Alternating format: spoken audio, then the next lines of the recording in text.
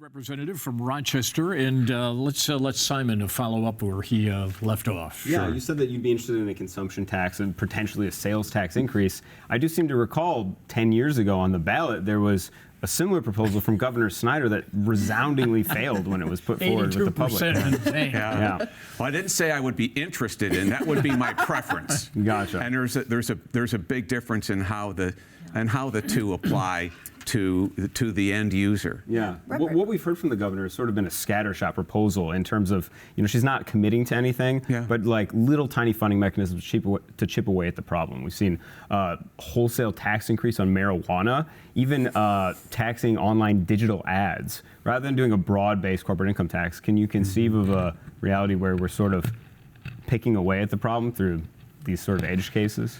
Well, I think for the governor, that's politically wise, right? You kind of fracture where you can get pushback, and you're breaking up, the momentum behind that kind of pushback. And so you spread it around a little bit. But, as a Republican, in general, philosophically, I want to keep as much money in the pockets of the people that already own it. Because when they spend it on themselves, their own money, on themselves, it has the greatest economic impact. There's an interest in thrift because it's their money, and there's an interest in quality because they're going to be using the goods and services themselves. So in general, that's my preference where I would like to go. If revenues have to be raised, I would like to have them in areas where the consumer can impact those by economizing and have some control, as opposed to every time you make an extra buck, there's more money going out the door.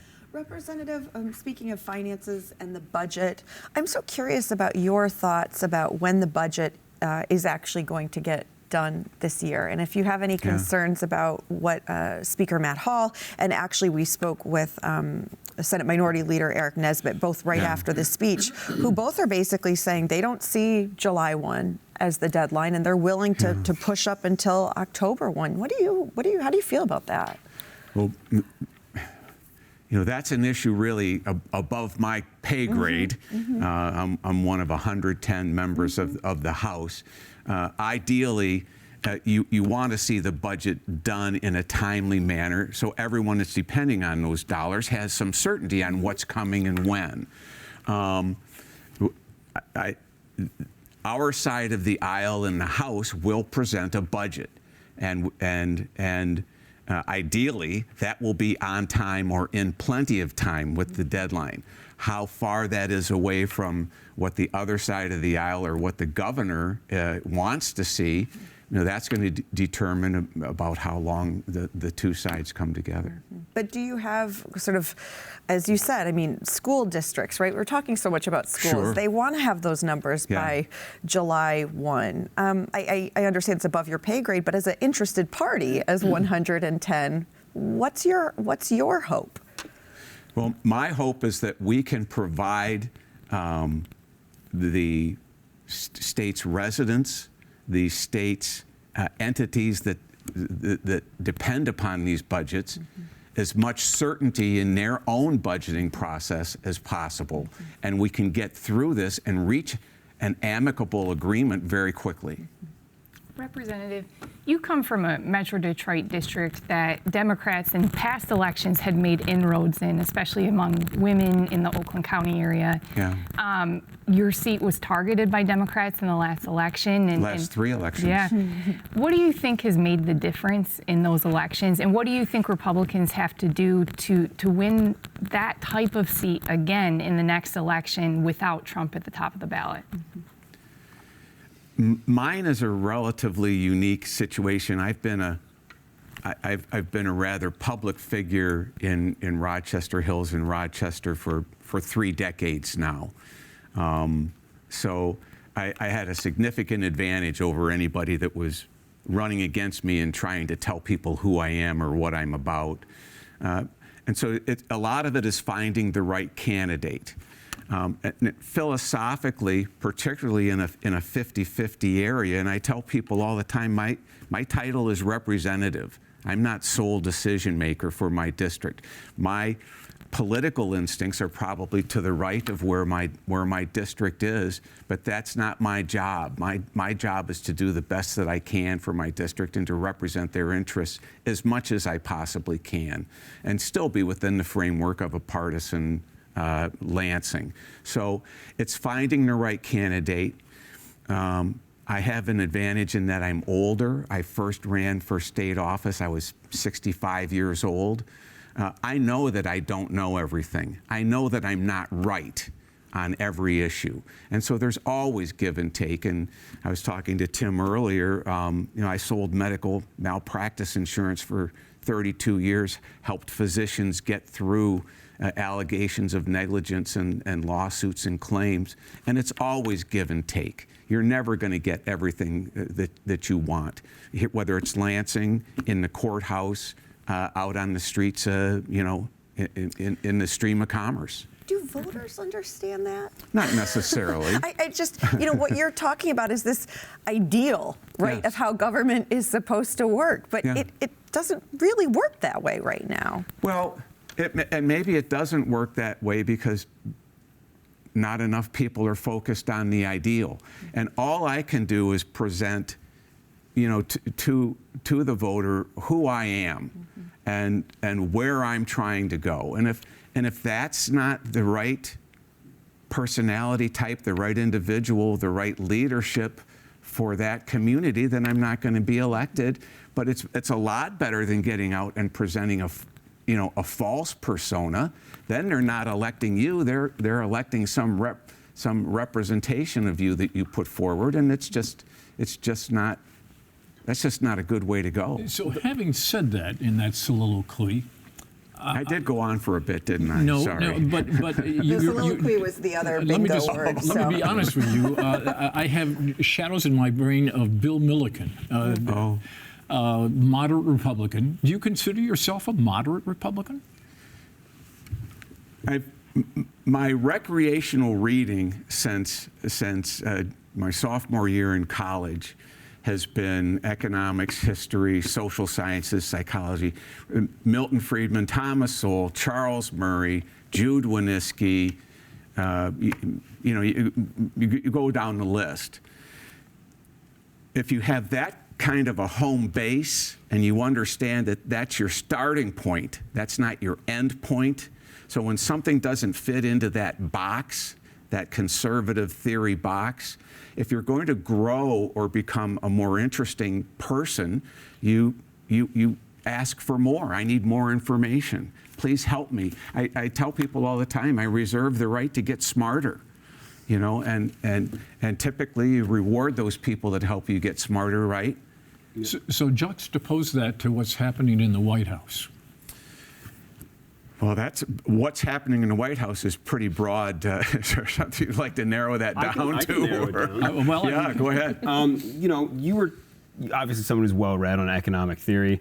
What we're seeing from the White House now is a protectionist international trade policy that's, a broad school of economic thought from all across the ideological spectrum says this raises prices for consumers. It leads to at least less inefficient economic outcomes for markets broadly. Is this something that you're concerned about for your constituents? Not a great history of tariffs in the United States. Going back to what 39 or 30, the Smoot-Hawley, but one of the things that you do have to understand, ideally, free trade, free and fair trade.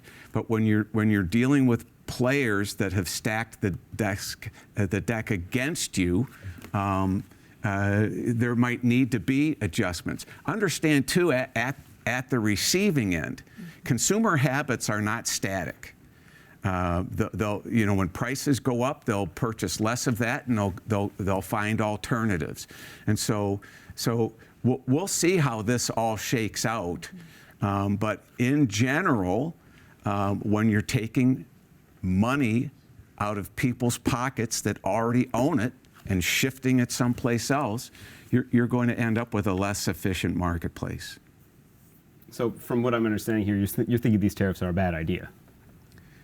As I said, we'll see how it shakes out if they are actually implemented. We've come up to this line in the sand before and walked back from it. We'll see what happens. But the idea of reciprocal trade policies, that's something I'd be interested in. We'll allow our trade partners to write their own trade policies, and we'll just mimic them. I think you might see some adjustments being made then. But our economy is now $29 trillion, the U.S., something like that. It's huge. What's Canada? $2.5 trillion? It's much easier for us to absorb any kind of tit for tat, and so I think that's why many of these other countries take it much more seriously and might be willing to make concessions when these kinds of discussions or even threats are made. In the primary race for governor the last time out, whom did you vote for? In the primary race for yeah. governor, I believe I voted. I'm not. I don't think I remember who was. I think I voted for Bill Shooter. It was Tudor Dixon. Are you talking about 22? Tudor Dixon, Perry Johnson, Kevin Rinke, the usual. Yeah, I voted for Tudor Dixon. I had some interest in Mr. Rinke because he had the ability to fund much more of the campaign and was not going to be as reliant upon donors and raising money. But there just didn't seem to be a lot of traction there. So I went with. Is there someone you'd like to see Republican run in 26? I really haven't given that an awful lot of thought. I've had some interaction, and actually quite a bit of support from Senator Nesbitt, and so I appreciate his workings here in Lansing. My guess is that I'm hearing that Mike Cox is going to jump in. You see Kevin Rinke pop up at different events every now and then, but yeah, I don't know.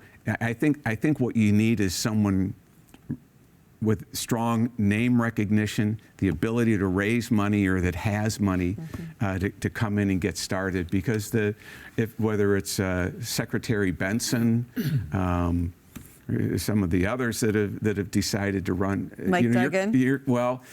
That's an interesting point that we can come back to. But the Democrats have simply done a much better job of raising money than Republicans have, and of nationalizing the fundraising ability compared to what we've been able to put together. So you did the Ford promote, just quickly. Mike Duggan, what do you make of the race? I think it was extremely clever of him to come out as an independent. It garnered national news, gave him all sorts of exposure, free earned media exposure. He has a lot of time left to come over and file as a Democrat, and I don't know if he will or not, but I think that was a brilliant move on his part. I've had the opportunity as 8 years on the city council in Rochester Hills, 4 as the council president, volunteering on and work projects in the city of Detroit. I've met the governor, the mayor, a number of times, and I've sat in on a number of presentations he's given. I think he's done a very good job, an undeniably good job in the city, which was a huge amount to bite off and chew for anyone. As a representative, to put a ribbon on this, what do you want to be when you grow up? Retired. On that note, thank you, sir, for gracing our program. It's good to see you. You're welcome. Thank you for the invitation. Everybody have a nice weekend. Panel, thanks. Good show, guys.